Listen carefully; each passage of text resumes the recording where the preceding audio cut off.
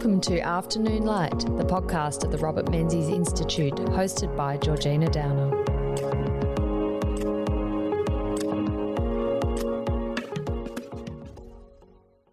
Robert Menzies is somewhat of an outlier in his advocacy of and enthusiasm for a liberal education in Australia.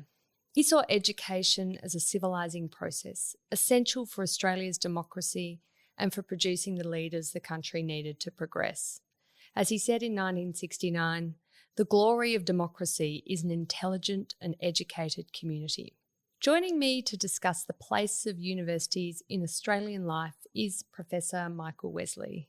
Michael is Deputy Vice-Chancellor, Global Culture and Engagement at the University of Melbourne and the author of several books, including his latest on Mind of the Nation. Welcome to Afternoon Light, Michael.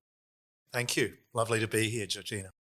It's great to have you here at the Robert Menzies Institute and discussing an incredibly important contribution to public debate. Thank you. One that's not before its time, I think, on the place of universities in Australian life. Now, Michael, you started writing this book during a period of time that we'd all prefer to forget, the COVID years. But can you paint a picture of why you came to write it? What was going on in your mind as a senior leader in a university? Yeah, well, it was really a paradox that I was seeing during the middle of the lockdowns. And one was that I was following the media and I found that there was an extraordinary amount of passion being directed towards Australia's university, usually negative passion. And it really wasn't from one particular side of the political spectrum. People on both the left and the right seemed to be angry at Australia's universities. And so I began to think about, why is this the case? The fact is that really ever since Menzies' time, Australia's universities have been educating more and more Australians, and yet more and more Australians seem to go through universities and come out feeling very ambivalent and even angry about them. And so I started to wonder why. And in the midst of that terrible time when I was spending all of my days sitting glued to a Zoom screen, I found that actually doing a little bit of intellectual work and thinking and reading around Australia's universities and their histories was actually really good for my emotional well-being and my emotional stability. And so out of those jottings and musings and everything else came this book. It's interesting you talk about this antagonism towards universities and people coming out of their degrees a bit either ambivalent or sort of cross. We don't have the same emotions and reactions to schools, do we? No. Even though there is a disappointment these days that standards of educational levels of attainment are slipping as they are relative to other OECD countries.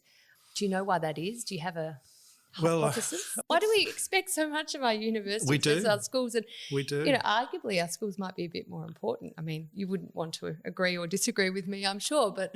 Well, I mean, arguably all parts of our education sort of system are important. I happen to think that as society does become more technologically complex, we do need people to be educated at universities with those higher levels of intellectual skills. I also think that as technologies like generative AI start to become available, it actually does start to prioritise the importance of human creativity and criticality in working our way through these mounds of information that we get presented with all the time.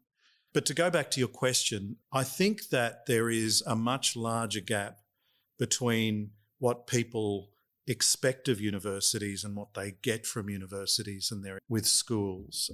What I suggest in the book is that we still have, in a part of our subconscious, a kind of idealised vision of what a university is, of a place of higher learning, of a place of transformational change, socially, intellectually, culturally.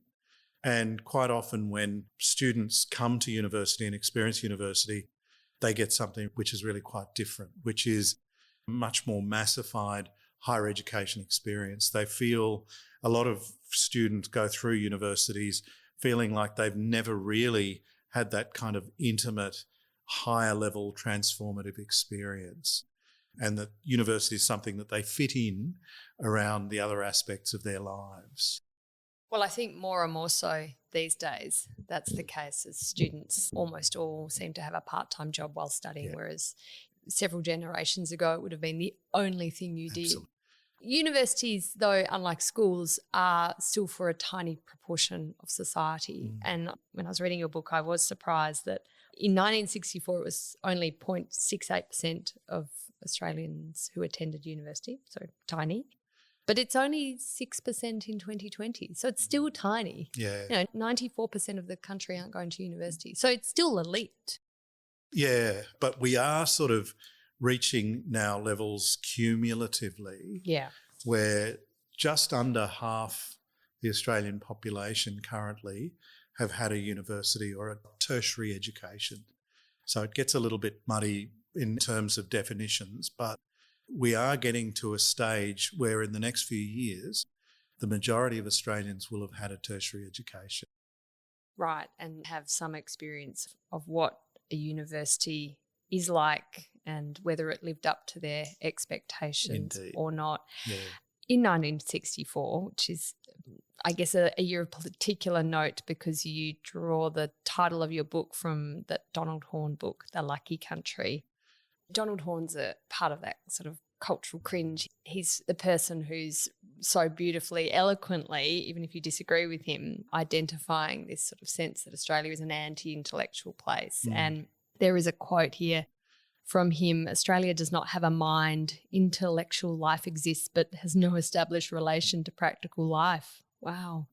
And that Australia's universities were really marginalised in society. They were places where clever men nursed the wounds of public indifference. Ouch. Ouch. Notice it's men. Yes, yes. At that same time, though, Robert Menzies is Prime Minister in 64. I mean, Donald Horne would not have been an admirer of Menzies, let's be honest. They would have seen Australia in very different terms. But Menzies was quite a revolutionary in what he did for education in Australia, and coming from a very different base than we are today, of course. What Donald Horne is identifying is probably true on many readings, but does it overlook what Menzies was actually doing at exactly that time when it came to revolutionising the financing of universities, the opportunities of students to get into a university and afford to get into a university, basically making them free through offering Commonwealth scholarships? Yes, absolutely. Menzies, as I'll talk about this Thursday night here at the Robert Menzies Institute, was the only Australian leader that I can find that thought deeply and passionately about the role of universities in Australian society and life. I can find no other Prime Minister. I can find no other Minister of Education who had that kind of fundamental love for what universities are and what they can be. And as you said just before, Georgina, Menzies' view of the broad liberal activities and functioning and education of universities was utterly out of step with what Australian universities had developed as their philosophy since the 1850s, when the universities of Sydney and Melbourne were founded, which was a very utilitarian approach, that universities were about training for the professions. And Menzies, as far back as the 1930s, is saying, no, they're not. Universities are fundamental to the health and development of a liberal democracy and a liberal society. I think Menzies saw universities as part of Australia's cultural inheritance from Britain. He saw them as necessary for the Westminster system to function properly. And Menzies was actually quite a romantic in his view that he saw that the advent of modern technological industrial society is something that was really quite corrupting of society and liberal values. And he very explicitly sees universities as a balance against those corrupting, impersonalising influences. So he was unique in Australian history in that way. And what he did in 1957, when he both commissioned and accepted the recommendations of the Murray Review, was to set the foundations for the rapid expansion of Australia's tertiary education sector, for the founding of new universities and colleges of advanced education, in every state and territory in Australia, and the expansion of access of more Australians going to universities with more scholarships, moving past the matriculation process. All of that was made possible by Menzies. Which is something that is, I think, underappreciated. So that's why your talk will be incredibly important. It's interesting, though, when you talk about Menzies seeing universities as sort of part of the British cultural inheritance and sort of fundamental for a thriving Westminster parliamentary democracy. His conception of the university, and he in a speech praises All Souls College in Oxford, which is a very, very, very specific academic environment. I mean, they don't teach. You just go there to research and reflect. To be a fellow of All Souls would be one of the ultimate, I guess, academic indulgences and a huge privilege. I understand the cellar there is also very good. But he says, I hope my grandchildren may know something like it in Australia, a window through which Oxford looks out at the world and the world looks at Oxford. I don't think we still to this day don't have an All Souls College equivalent, but it's an idealised version of the academy, isn't it? It's probably a bit almost of a sort of an early conception of the university as a place for a theological study where you are reflecting on, I mean, back in the ancient days, the Bible and just, writing out passages of the Bible. And these were quite sort of spiritual endeavours rather than something to impart knowledge or further knowledge. Was he aspiring for something that could never quite exist or didn't need to exist? It was,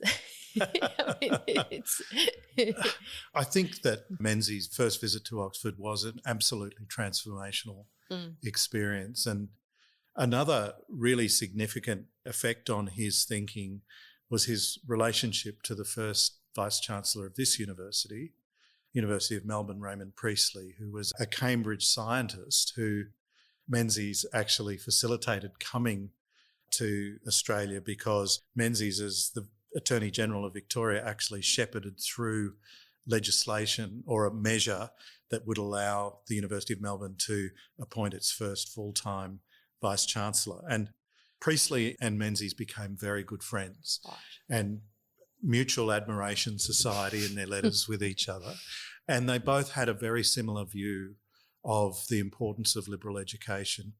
My sense is that the difference between what Oxford was able to develop and what a Melbourne University or a Sydney University wasn't able to develop was largely the kind of patronage of kings and huge amounts of money that allowed Oxford and Cambridge to set up these colleges and these fellowships that Australia's universities never quite ever got to, mainly because of their dependence on state money.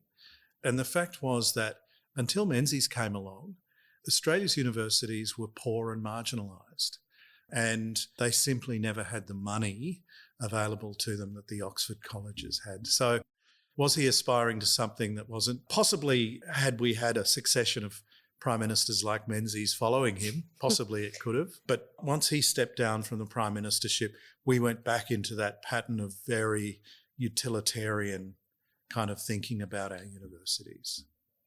That position of Oxford and Cambridge and I guess the sort of Ivy League universities in the United States as the incubators of leaders, of prime ministers, of presidents, although I guess less so in America, but certainly of leaders in society is huge, right? And I know you sort of write in your book about how there's, even in pop culture, like Yes Minister and other other shows, they always refer to Oxbridge, don't they? And I mean, I did my master's at LSE, and I do remember the episode where LSE is not talked about favourably by Sir Humphrey, and it's not a real university apparently. And look, it's said jokingly, but it actually is scarily true that all prime ministers, or at least conservative prime ministers in Britain, studied PPE at Oxford. Yeah. I mean, we don't have that. I mean, probably, well, at least in sort of my lifetime, the prime ministers have all been to university and probably all been to the group of 8 universities. But we don't have that nexus, do we, between our leaders of society and our universities. And it was the universities and that experience that shaped them into the leaders they became. Yeah, that's right. I think disproportionately, if you could say Australia has a ruling class, they tend to have gone to Group of 8 universities. Yep. There, of course, are exceptions.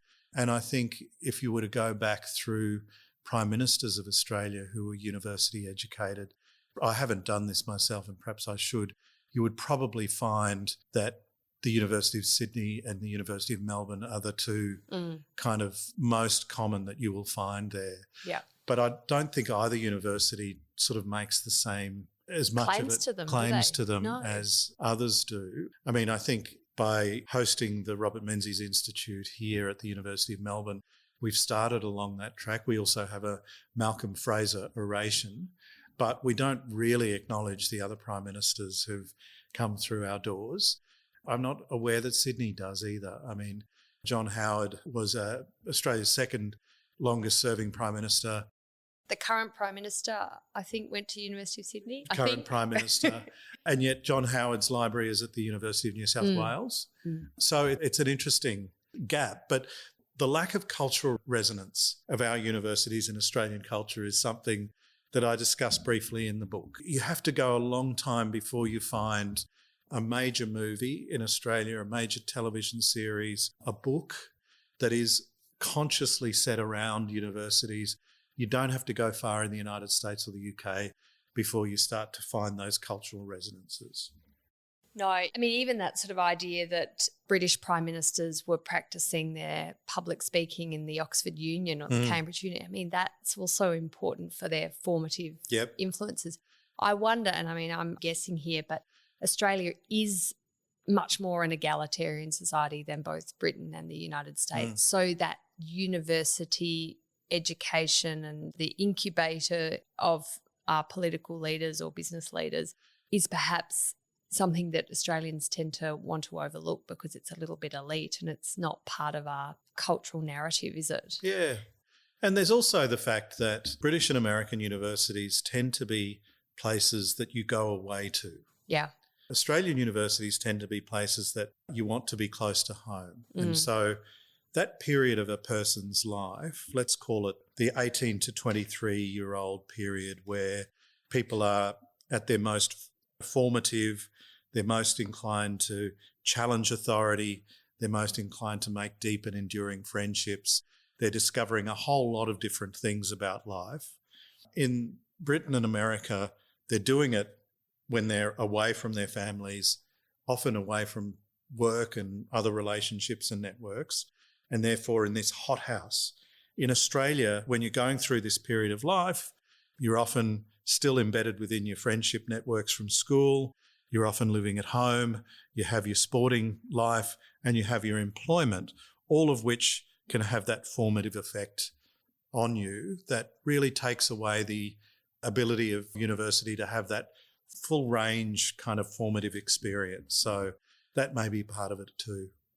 In your book, you obviously write about the, I guess, backlash that universities start to experience in a concentrated form during COVID. I mean, the public sitting at home on endless Zooms, locked in their houses. In Melbourne, can't go past 5Ks, sometimes can't go out for more than 1 hour a day. So it's a pretty grim time. Yeah. And universities, like all institutions in Australia, people are losing trust in them and criticising them. And you list off some of the criticisms of universities, particularly at that time, but it's sort of more broadly too, that they are accused of political bias, intellectual conformity, crass commercialism, and declining standards. I mean, they're pretty harsh assessments, but are they part of something that is genuinely a concern amongst universities in Australia, or was that just a COVID backlash and totally unfair? And Oh, look, absolutely. Universities must realise that social licence is life or death for them. Yeah.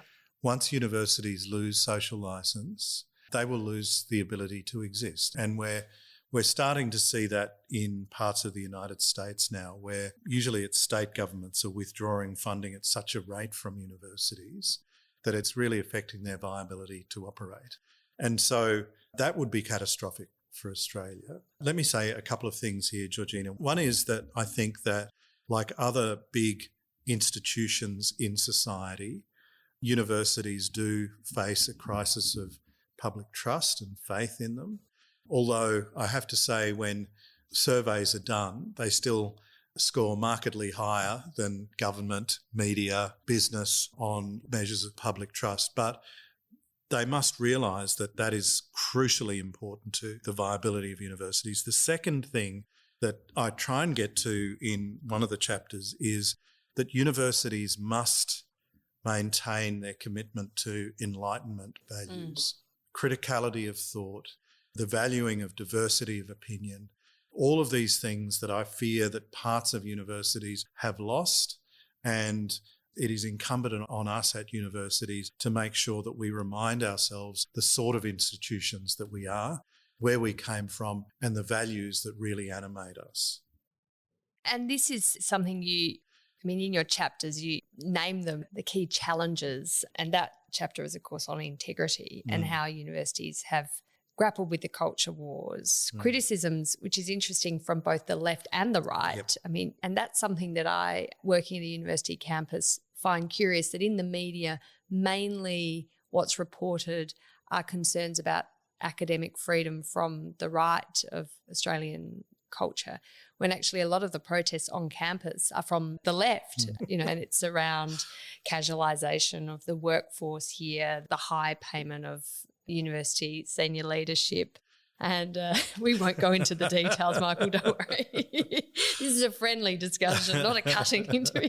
But there are concerns from both sides of the political spectrum about the integrity of universities. Yeah. But when it comes to academic freedom, which is something that academics really protect, and rightly so, how does the university navigate that when there is this sort of charge that academic culture is, particularly in the sort of liberal arts, social sciences, becoming quite homogenous? Yeah. There's a correct point of view. There isn't a kind of a really adventurous, brave curiosity around different points of view. That's at least the impression people have, whether that's true or not. Yeah, look, I think that we are in danger of kind of slipping into two modes. One is a mode where we tend to teach people what to think rather than how to think. So the process of teaching tends to become the imparting of information rather than the training of minds to critically assess and access information. So I think that is an area that universities really need to be attentive to. The second area is that we should be much more clear about teaching our students the value of heterogeneous points of view, that difference is a real value, that if you're in a situation where everyone agrees with each other, in my mind, it's not an educative situation. Some of the most profound learning experiences you can have is by discussing ideas with people who completely disagree with you. And the second thing we need to teach students is how to disagree productively so that you don't become emotionally engaged and emotionally outraged with people who disagree with you, that you don't immediately disparage someone who thinks differently from how you think. And I think those are the two areas where I would love universities to spend a lot more time inculcating those particular practices in their teaching of students and the way that they go about things.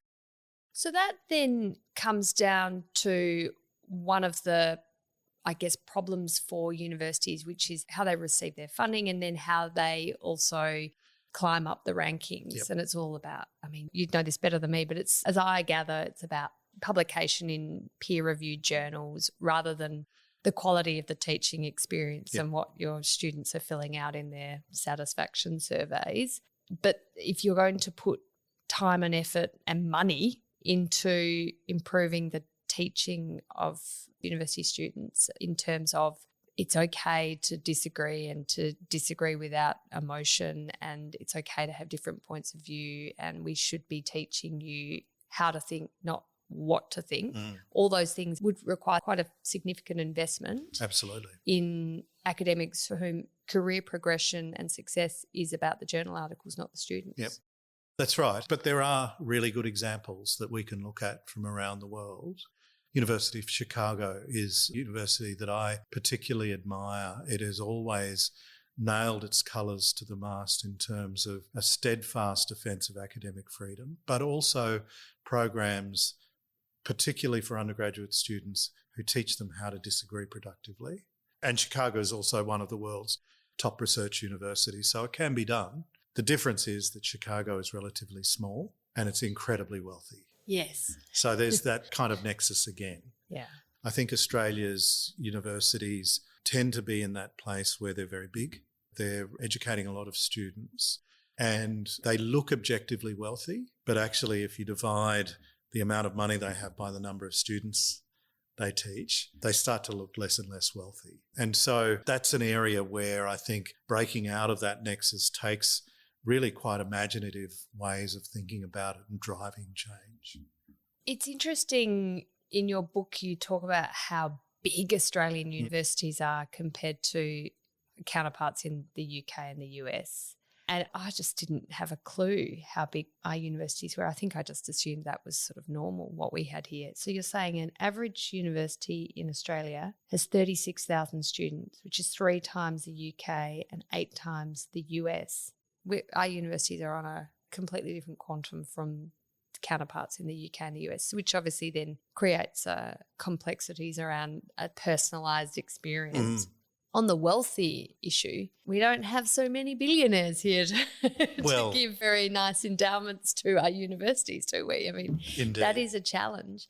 But it's also something that perhaps has been to the benefit of Australian universities. I mean, I know just from living and studying in the UK, there have been many a scandal where a billionaire, a very wealthy philanthropist from a country that doesn't exactly share the same values as the UK has made a contribution, and that's great for a time, and then there's a human rights scandal or a sort of democratic governance scandal.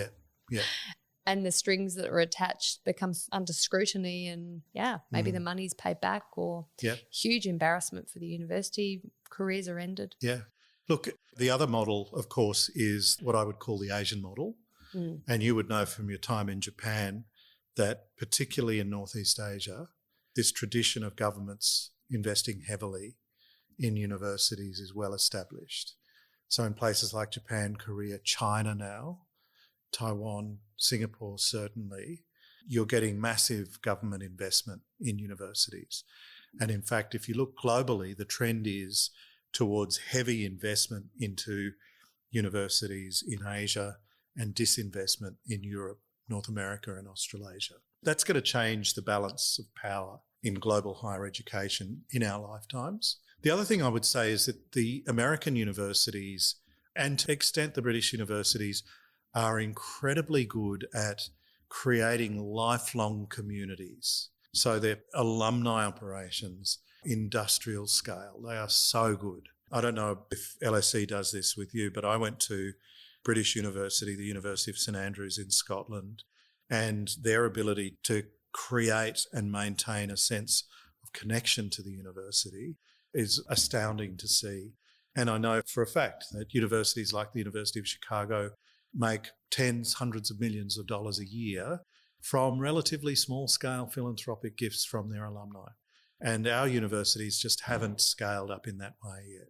When you speak about in Asian nations the huge levels of government investment going into their universities, and whether that's something Australian university, well, we'll have to face the challenge, but whether our governments start to say, well, that might be a model for us, it does then beg the question, you have a chapter on this about the value universities present to society. And I wonder whether, does the Australian public think there is value in further government investment to match counterparts in Japan, Korea, China and the like, and whether the value that Australians place on education versus the value publics in those countries place on education isn't quite the same. So we wouldn't necessarily find that political. Would we vote for it or not? I mean, one of the differences is the cultural resonance of education in North Asia. That very old conception of the educated person, usually the educated man, being the very elite of society, we just don't have here. We've got this sense of high education and intellectualism as a reason to be a bit suspicious and mocking of someone. Yes. So we've got that anti-intellectual culture Yes. a little bit. But also we haven't, and when I say we, maybe it's universities, maybe it's us collectively as a society, we haven't made a clear enough connection between what Australia values and what universities provide to society. So if you think about what Australia's challenges of the future might be, they could be increasing Australia's productivity, they could be increasing the cohesiveness of Australian society, they could be the green energy transition, they could be containing pandemic disease, they could be the challenge of national security in an age of geopolitical contest. To me, it's inconceivable to think of Australia meeting any of these challenges without a dynamic, vigorous university sector. If you were to close down all Australian universities tomorrow, what sort of society would we be creating? What sort of economy would we be creating? So we haven't managed to make that case. I think that what universities bring to society and economy is almost taken for granted by Australians. And therefore, I think we've seen a lack of political will, and this is not a partisan point, on both sides of Australian politics to put more public money into the university sector. And what it's led to, as I point out in the book, is a public university sector that is increasingly being funded by non-public sources. So we're at a situation now where about a third of university expenses come from the public purse. The rest of it comes from student fees, whether domestic or international. And that's something that is an extraordinary feature of Australian universities, is how many international students come here. It's a big export industry for Australia, and it's obviously massively important for Australian universities to make the books balance. And during the pandemic, when international students couldn't travel to Australia, or if they were here, that things were incredibly difficult for them. They couldn't work, and often they worked in the hospitality sector doing 20 hours work a week, and they weren't able to do that, and they weren't entitled to the benefits from JobKeeper and JobSeeker because they weren't Australian citizens. So these students often had to just go home. And there was a sense, I think, in the Australian public that, well, the universities, they had it coming. They should have diversified. They shouldn't have relied on one market. They shouldn't have relied just on international students, and they kind of deserve it. Yeah, look, there was certainly that point of view put in really quite stark terms in the newspapers, but also in sort of social engagements that I attended. I would have thought that we should have taken quite a different view of what was happening here and should have used it as a stock take to think, should we really be allowing such an important sector in Australia to rely on a potentially insecure source of revenue and funding? Is it a good idea to allow international fee revenue to be assuming an ever more important role in maintaining the quality of the Australian university sector? And at a time when across a whole range of other sectors we thought, maybe we need to be investing in sovereign capability here and not being so dependent on international flows of goods and services and that sort of thing and technology. That thinking didn't really extend to our universities either. So, and again, it speaks to a bit of a gap in our national psyche around universities. There's definitely an expectation that Australian universities should be for the education of Australian citizens, sort of 18 to 25-year-olds and the like. So having an export industry of educating international students is just sort of an icing on the cake. Did universities like Melbourne University not know when to stop when it came to bringing in international students? Was it just a sort of a lucrative market that you just kept getting bigger and bigger and bigger and bigger and bigger? Was there a point where the university could have said, well, we've got 10% international students, but that's enough. And maybe we won't be an enormous university, but we'll focus on a premium experience. Yeah. We could have. Certainly we could have. But did the university have to get bigger to be, it's the top university in Australia. It's absolutely desired place for so many international students and domestic students to study. But could it have done that without being a university of, what is up to 40,000 students or so? It's more like 54,000. 54,000, right. Look, we could have, and that was the choice that ANU made. Mm-hmm. But I would argue that the cost of that choice was that Melbourne University would have been able to do less and less of its really big scientific research. So the sort of research that's done at the Doherty Institute, the first institute outside of China to clone the COVID virus, that's expensive. And the costs of big science escalate over time because the equipment becomes more expensive, bigger and bigger teams are needed, and the really big challenges that we face, from climate change to pandemic diseases to a range of other challenges, require big science, and you need money. So unfortunately, the way that the Australian higher education policy settings work, where the amount of money we get from domestic students is capped and it barely covers the cost of educating those students, means that really the only place we can go to get the money to do the big science is actually from international students. And so the choices that we make about size and about the number of international students we allow in have big effects across the spectrum of our operations.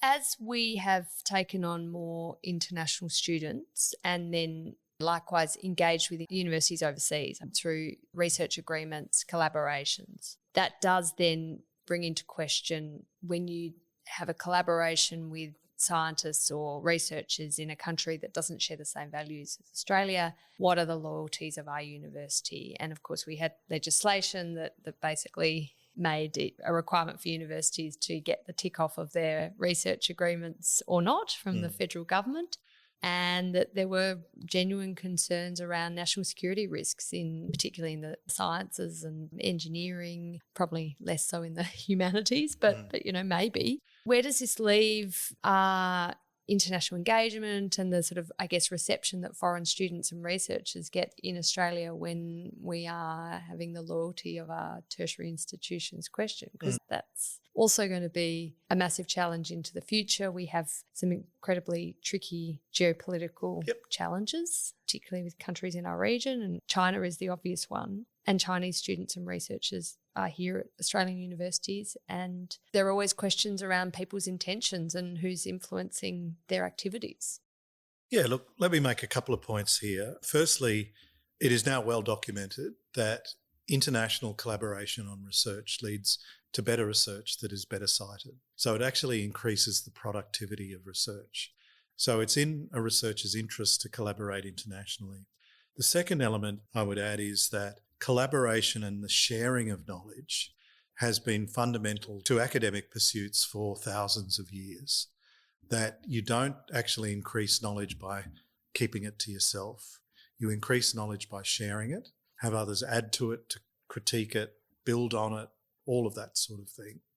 The third point I would make is that China and the level of investment China is making into particular scientific research means that these days, I would say that in most fields, the value of collaborating with Chinese counterparts, quite often the Australian counterpart gets more value from it, simply because of the kit that the Chinese are able to afford and the capabilities. The next point I would make is that classified research has been part of Australian universities since the 1940s.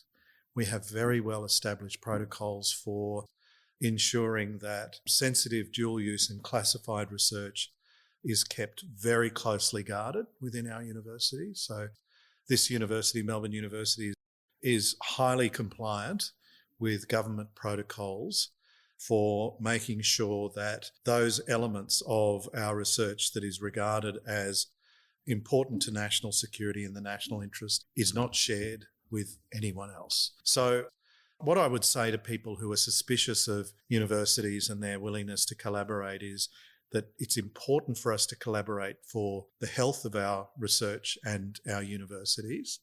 And secondly, we take a lot of time and we collaborate closely with the Australian government to make sure that we protect our sensitive research from anyone who might want to access that sensitive research. So the Albanese government, which is 18 months old, is undertaking a comprehensive review of higher education, and I understand the university is putting in a submission as we speak. I think you're putting the final touches on it. You're finishing touches on it now, Michael. Submission to the university's accord.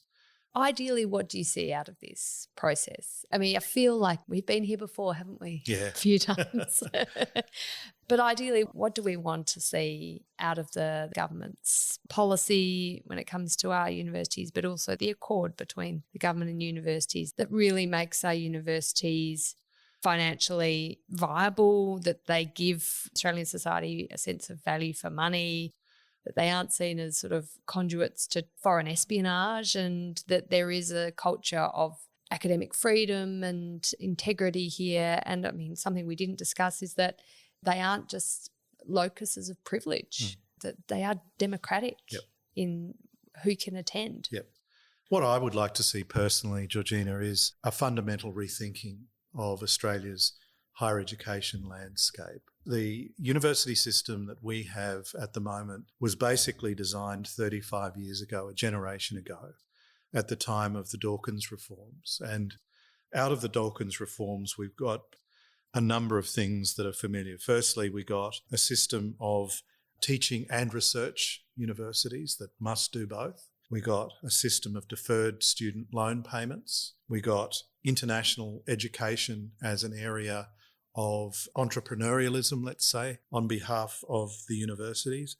And we got a system of government regulation of the quality of universities. So those are all aspects of the Dawkins system. But they've had perverse outcomes, and I talk about some of these in the book. As we discussed before, it's led to a set number of universities. We've got 42 at the moment, just getting bigger and bigger and bigger as more students have been admitted to the same relatively small number of universities. We've had an escalation of the costs of universities, along with a stagnation of government funding to universities, which means that universities have had to find other forms of revenue, and we've talked about international education. It's led to the bifurcation of Australians between those who go to university and those who don't go to university, and the status differences that you mentioned there.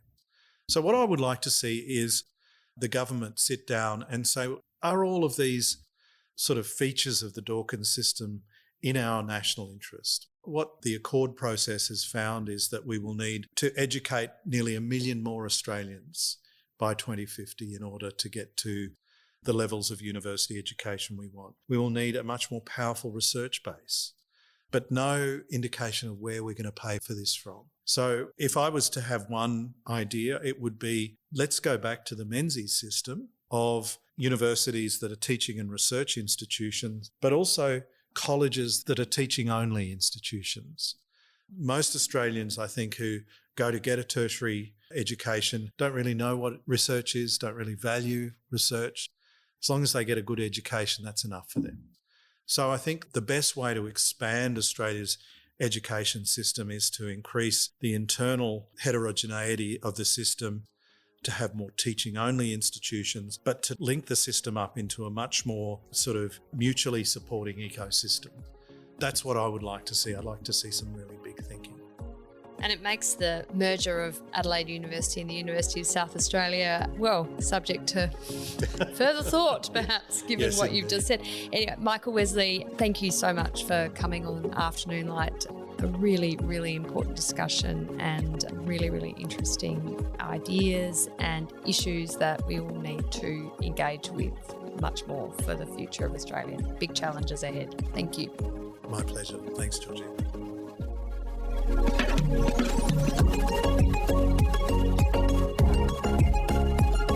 That's it for this week's episode of Afternoon Light, the podcast of the Robert Menzies Institute. Please make sure to subscribe and catch up on our latest online content on our website or on Twitter, LinkedIn or Facebook.